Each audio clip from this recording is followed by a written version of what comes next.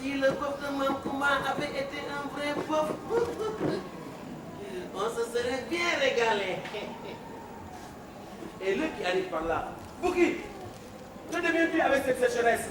Chez moi, plus rien à manger. Je suis à la recherche de viande fraîche. Moi aussi, je suis à la recherche de viande fraîche.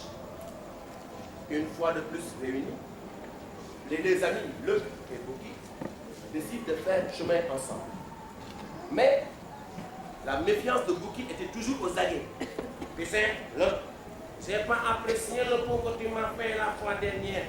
Oh, ne sois pas rancunier, toi aussi, Luc, ne sois pas rancunier. Arrivé au carrefour, Luc dit à Bouki, bon, tu vas prendre le chemin gauche, moi je vais prendre à droite. Insolent! Je suis plus âgé que toi de 2 lignes et tu me dis prends à gauche. Prends-toi à gauche, moi je vais prendre à droite. Soit, dis-le. Mais rendez-vous cet après-midi au carrefour. Et c'est ce qui s'est passé. Dans l'après-midi, au carrefour, les deux amis se sont retrouvés.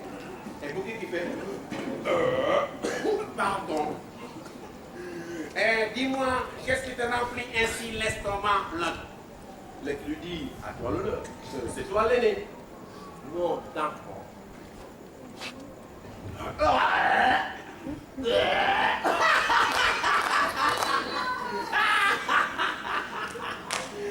Bouki, je savais pas que tu étais aussi insectivore. Bon, soit, il n'y a pas de problème. Maintenant, un concours. Moi. Mais, où as-tu trouvé cette belle bouillie blanche de l'air là? Secret professionnel, secret professionnel. Ah bon? Secret professionnel. Aïe aïe aïe aïe aïe aïe aïe aïe aïe aïe aïe aïe, j'ai mal à la dent, j'ai mal à la dent. Touche le bien, c'est là. Au fond, mets ton doigt, au fond là. Je ne t'en lâcherai pas tant que tu ne m'auras pas dit où tu as trouvé ce mets succulent. Pour une première fois, Luc se fait avoir et raconta son histoire. Et quand j'ai quitté le carrefour, je suis tombé sur un baobab. Et dans le baobab, j'ai entendu des bruits. Et je me suis approché. J'ai écouté. Il y avait des hommes qui parlaient de nous. Et j'ai dit, baobab, ouvre-toi. Et le baobab s'est ouvert. J'ai entrevu des aveugles qui mangeaient. Je me suis faufilé tout doucement. Je me suis assis avec eux. Et j'ai commencé à manger. Mais à un moment donné, parce qu'ils ont l'oreille fine, les aveugles, un aveugle a dit, arrêtez de manger. Il me semble qu'il y a un étranger parmi nous. J'ai pas fait de bruit. Et après, il a dit, continuons à manger. Ça peut être une erreur. Et après avoir fini le repas, je suis ressorti tout doucement. Et j'ai dit, baobab, ferme-toi. Et le baobab s'est fermé. T'as entendu? T'as compris, Bouki? Pas de bruit. Il ne faut pas les toucher quand tu entres, même quand tu sors. Et pas de bruit en mangeant. Bouki dit, oui. Et puis Bouki est parti là-bas. Baba, ouvre-toi. Baba, c'est tout net. Cette fois-ci, pas de doute, il y a un étranger parmi nous. À vos bâtons. Baba, ouvre-toi.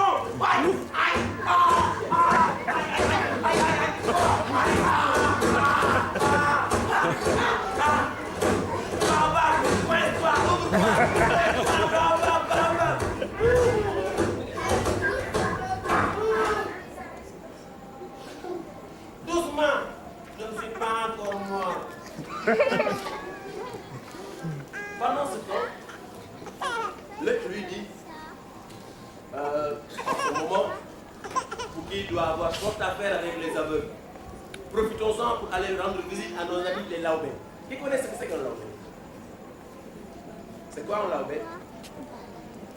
Hein? C'est pas un basketteur. C'est quoi un Laobé? Personne ne connaît un Laobé. Un Laobé, c'est les gens qui sculptent les djembés. Hein? Vous les connaissez? Les bancs. Hein? Voilà, Bouki est parti, Luc est parti les voir. Bonjour mes amis, bonjour.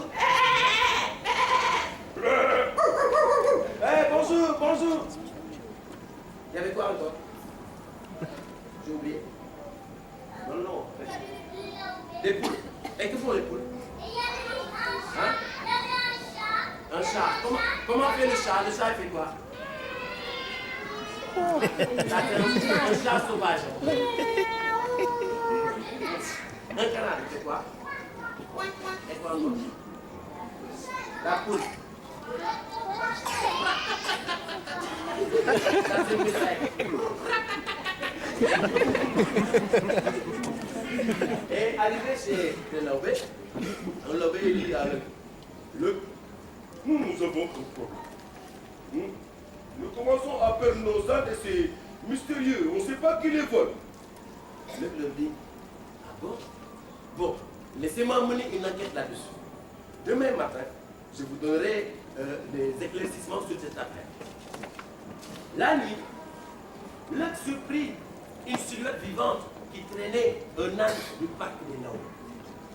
Il l'a suivi, tout doucement, sans faire de bruit, jusqu'à la demeure de Bouki. Ah, c'est donc Bouki qui volait les ânes. Allons-y dormir jusqu'à demain.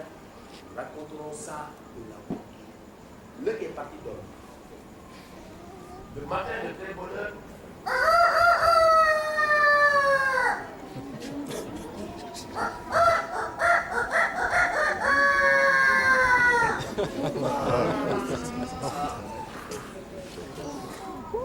quelle nuit tourmentée! Bon, allons-y raconter l'aventure à mes amis les Laobé. Et Luc est parti chez les Laobé. Mes amis, votre voleur se trouve être une de mes anciennes connaissances. Je l'ai suivi hier, tard dans la nuit, traînant un âne du parc jusqu'à sa demeure. Trouvons un moyen de lui mettre la main sur le collet.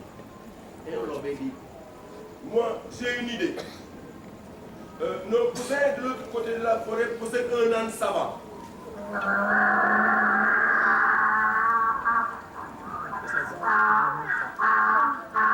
Un âne qui se met à briller dès l'approche d'un voleur. Luc est parti voir les cousins de l'autre côté de la forêt des Laobé qui possédaient l'âne savant. Bonjour Anne. Tu parles pas. Tu m'as l'air intelligent. Et si je te demandais de faire le mort, en serais-tu capable? Et l'âne répondit.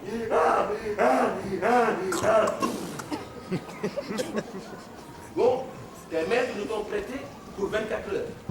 Attendons la nuit pour agir. Voici mon plan.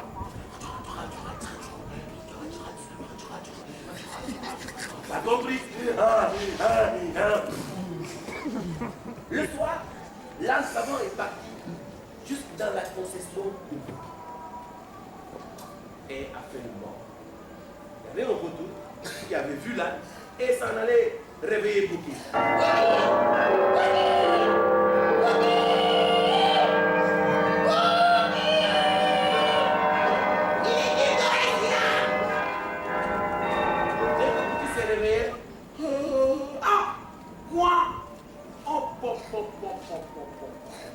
Un an dans ma boue.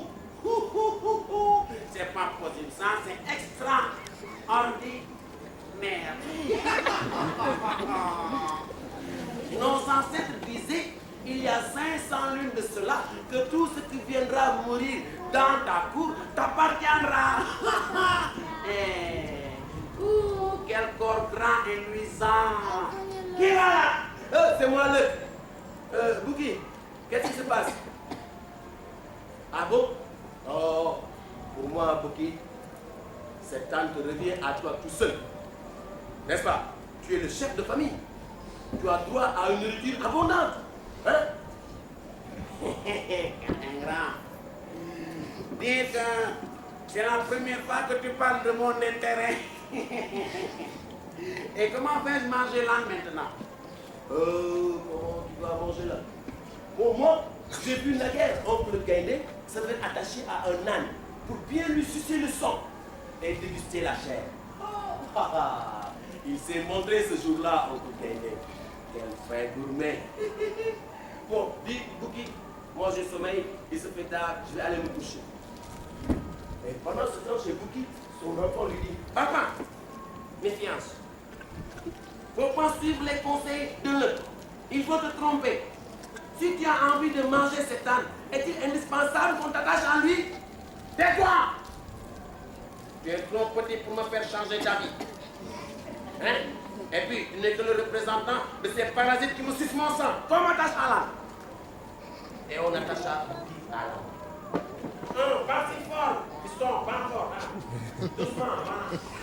À un moment donné, on entendit, arrêtez-le, arrêtez-le, l'âne s'enfuit, c'est un vieux, arrêtez-le, arrêtez-le. Trop tard, l'âne savant était déjà loin. Et chez les lobés, ah, voici notre voleur, livré à domicile. À vos gourdins, à vos gourdins.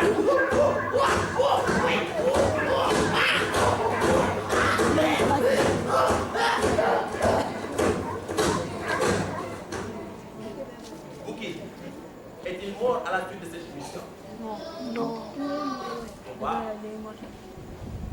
Pourquoi il n'est pas mort? Parce qu'il existe encore dans nos brousses des bouquets. Hein, qui rôdent la nuit